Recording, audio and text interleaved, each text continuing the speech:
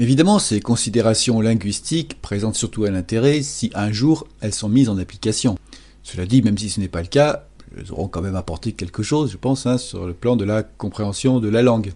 Alors avant de voir un peu ce qu'on pourrait faire pour qu'une telle réforme voie le jour, je voudrais d'abord répondre à quelques objections, pour que justement elle ait quelque chose de voir le jour d'ailleurs. Tout d'abord, dire « ça ne marchera jamais, c'est pas la peine de se fatiguer » n'est pas un argument valable, car qui va éventuellement décider de cette mise en application?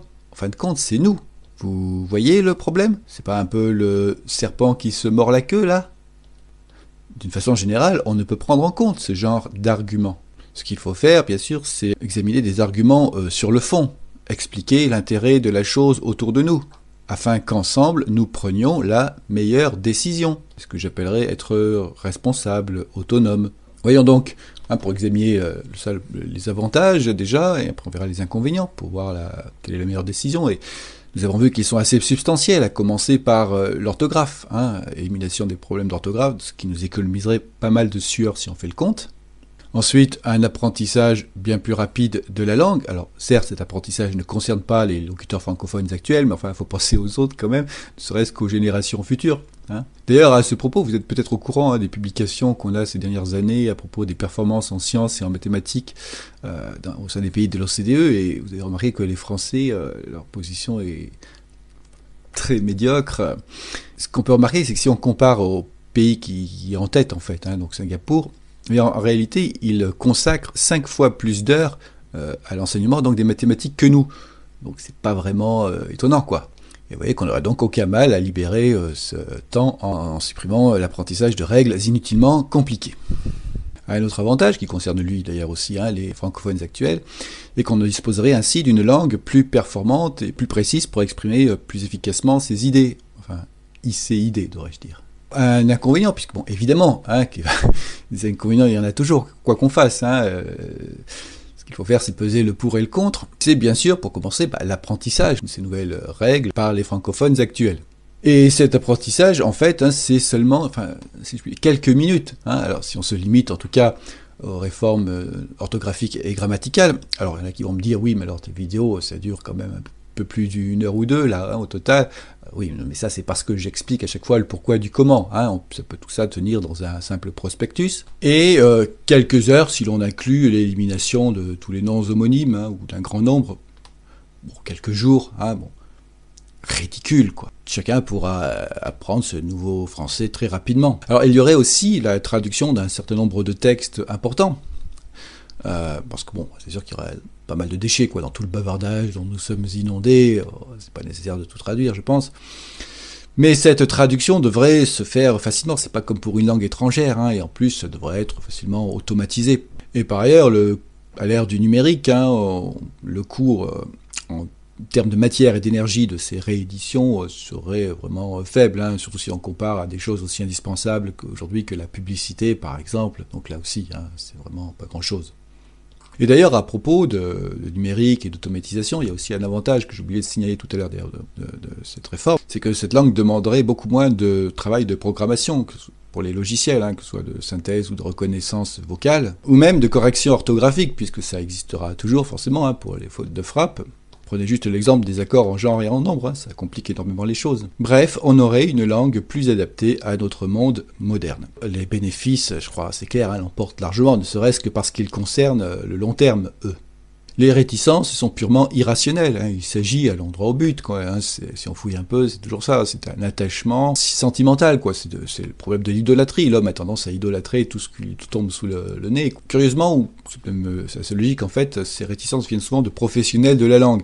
Alors bon, c'est vrai qu'il y a aussi un intérêt personnel, on pourrait dire, puisque bon, c'est un peu leur pouvoir qui va diminuer, mais bon, moi je pense que c'est surtout en fait l'attachement, c'est-à-dire qu'on tente à s'attacher à son objet d'étude, et n'importe qui tente à aimer ce qui a bercé son enfance.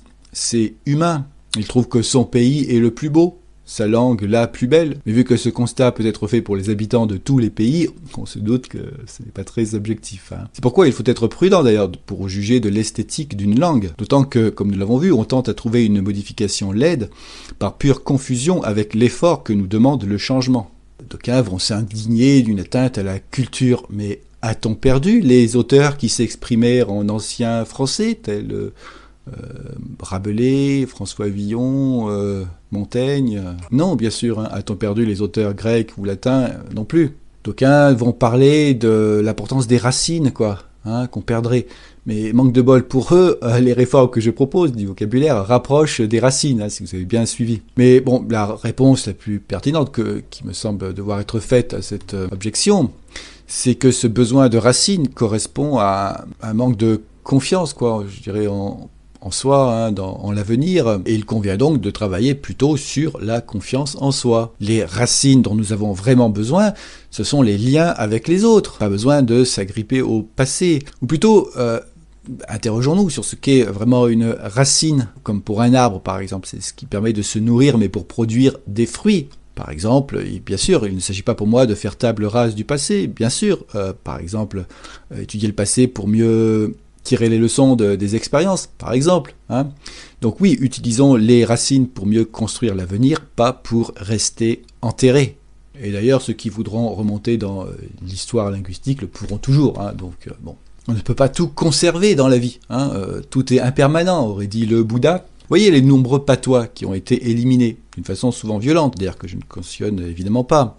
Mais posons-nous la question, si c'était à refaire, est-ce mieux aujourd'hui où l'on communique facilement avec un très grand nombre de personnes, la francophonie, ou était-ce préférable le bon vieux temps où les habitants d'une vallée ne comprenaient pas ceux des vallées voisines, où seuls quelques rares lettrés pouvaient communiquer entre eux par-delà le morcellement linguistique grâce au grec et au latin classique, langue nécessitant un laborieux apprentissage. À un moment donné, il faut savoir discerner les priorités. Il y a des choses plus importantes que d'autres. Une langue, c'est avant tout un outil pour bien communiquer. Il ne faut pas en faire un objet d'adoration. C'est par cette attitude d'amélioration, d'adaptation de ces outils à leur usage que l'espèce humaine a progressé et, j'ajouterais, survécu. Et c'est souvent à l'inverse, lorsqu'elle oublie cela, lorsqu'elle ne fait que perpétuer l'existant par esprit de soumission et d'imitation, qu'elle stagne. On me dira peut-être que la langue a aussi une influence sur nous. Et c'est vrai qu'en nous permettant, par exemple, de distinguer certains concepts, elle donne à notre esprit plus de finesse et de lucidité. Or, précisément, le français que je propose permet d'exprimer plus facilement plus de choses, et donc devrait nous rendre plus fins et rationnels. C'est d'ailleurs le contraire de la novlangue de 1984, pour ceux qui connaissent, qui était conçue pour empêcher de penser à ce qui pouvait remettre en cause l'autorité de Big Brother. Alors, dans la série aussi des objections à la loi, il y a le fameux « mais n'y a-t-il rien de plus important à faire ?» Voyons. Tout d'abord, je ne suis pas sûr que ceux qui posent cette innocente question soient tous occupés en permanence à des choses plus utiles que les réformes que je viens de proposer. Mais passons. Je répondrai « oui, c'est vrai ». Et j'ai consacré, et vais continuer à le faire, d'autres vidéos sur des sujets plus importants, comme préserver l'écosystème, éliminer la pauvreté, les guerres, tout ça. Mais il s'agit là de choses qui sont moins faciles à résoudre, qui nécessitent des changements profonds, avec des chances de réussite plus incertaines que ce que j'ai proposé ici donc. Et on peut avancer justement que réaliser de petits changements comme cela, vous voyez, pourrait disposer les esprits à de plus grands. Donc ça ne s'oppose pas au contraire. C'est par de petites actions que l'on parvient à de plus grandes, car il y a une inertie dans l'inaction. C'est souvent l'inertie de la pensée qui tourne en rond, ne servant plus qu'à auto-justifier nos propres vices. Certes, il y a bien sûr des choses à améliorer, sûrement, dans les réformes que j'ai proposées. Et c'est par une pratique de la langue, par la collaboration d'un grand nombre de personnes, que nous y parviendrons. Et donc je dirais que, concrètement, pour l'avancée de ce projet, la première étape est sans doute qu'elle soit pratiquée par un groupe de pionniers, groupe auquel vous êtes chaleureusement invités. Je pense qu'il faut prendre le temps de consolider la chose un peu, en plus de l'expliquer, bien sûr. Alors on peut remarquer aussi que les réformes que j'ai proposées, de la langue, nous rapprochent un peu de ce qu'on appelle des langues artificielles ou construites, comme par exemple l'espéranto, pour citer la plus connue.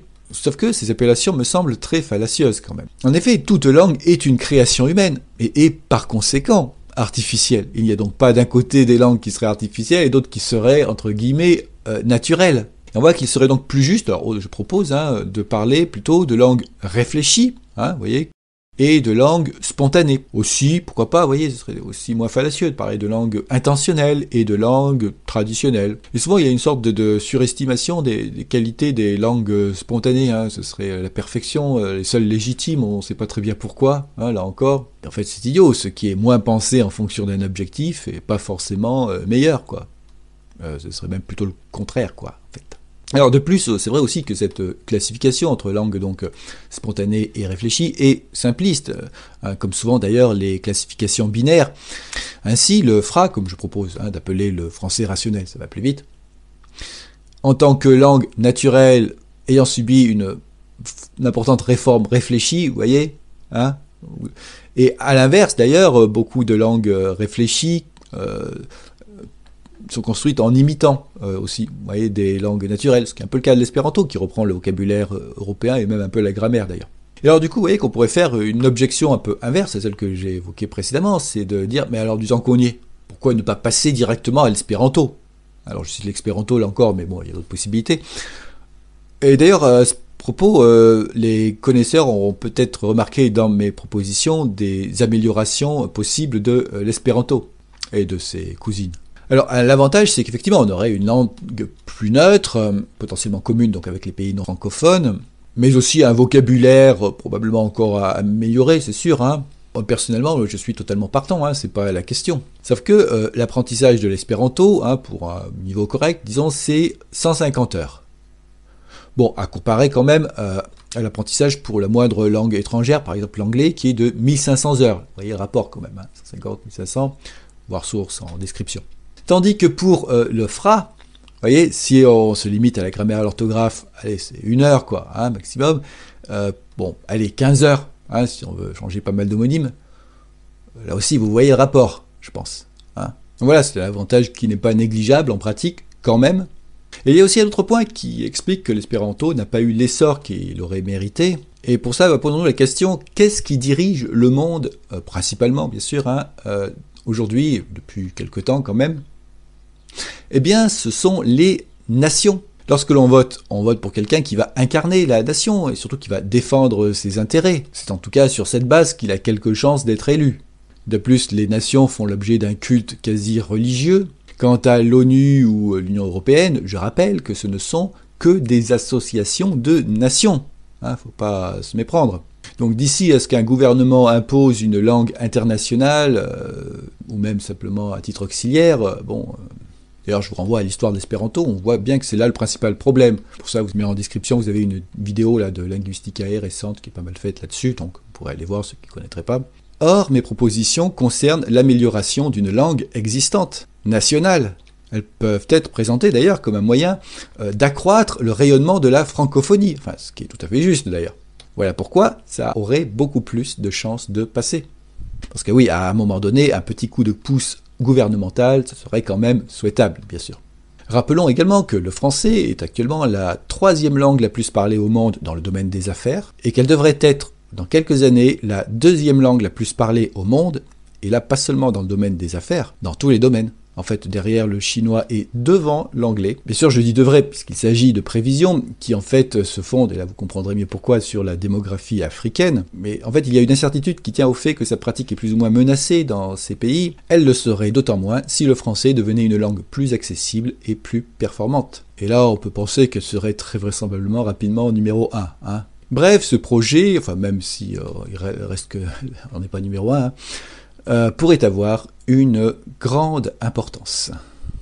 Donc voilà, pour ceux qui sont intéressés, rendez-vous sur le forum du site français.free.fr, français écrit en FRA, donc FRE en ce et, bien sûr, attention, où vous pourrez donc discuter donc, de cette réforme pour la faire avancer, mais aussi pour ceux qui le souhaitent, tout simplement pratiquer le FRA, histoire de s'éclater un peu, enfin pratiquer quoi. À la revoyère.